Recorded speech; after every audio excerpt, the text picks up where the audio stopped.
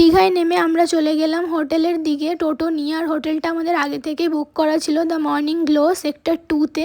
খুবই সুন্দর 5 star hotel ছিল, ওদের অ্যাম্বিয়েন্সটা দারুণ ছিল হোটেলের। আমরা ওখানে রেস্টুরেন্টে ওয়েট করে কিছুক্ষণ ব্রেকফাস্ট করে নিলাম, দারুণ অ্যাম্বিয়েন্স। চেক ইন করলাম, তারপরে রুম ছিল আমাদের সেকেন্ড ফ্লোরে 205, 206, 205-এ ছিল আমার শাশুড়ি আর মা, 206 ছিলাম আমি আর আমার হাজব্যান্ড। রুমে ঢুকেই দেখো তোমাদের সাথে রুম ট্যুর দিচ্ছিলাম। বেড আছে, বেডসাইড দুটো টেবিল আছে, আর রয়েছে ড্রেসিং এরিয়া, টিভি ইউনিট, এখানে দুটো কমপ্লিমেন্টারি ওয়াটার বটলের গ্লাস দেওয়া। এখানে টি বা কফি বানিয়ে তোমরা খেতে পারো, সেগুলোও স্যাশে দেওয়া রয়েছে।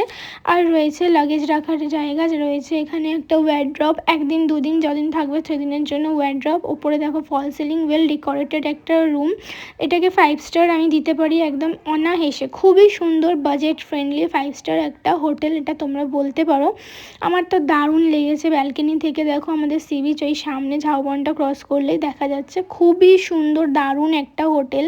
তারপরে আমরা রেডি হয়ে নিলাম, দুজন মিলে একটু ঢং করছিলাম দাঁড়িয়ে। ঢং করার পর আমরা চলে গেলাম রুফটপে, যেহেতু আমার বার্থডে বলে কথা, এই জন্য এত সুন্দর একটা হোটেল নিয়েছি। দেখো হোটেলের ছাদ থেকে আমরা দেখতে পাচ্ছিলাম সি বিচ। আর এখানে একটা অন্য হোটেলের সুইমিং পুল দেখাচ্ছিলাম তোমাদের সাথে। আর এখানে হলো আমি সুইমিং পুলে নামতে প্রথমে একটু ভয় পাচ্ছিলাম, তারপরে যখন নেমে গেলাম আর কোনো ভয় নেই, তখন মজাই মজা। আর খুব সুন্দর সুন্দর গান চলছিল বলে সাউন্ড দিতে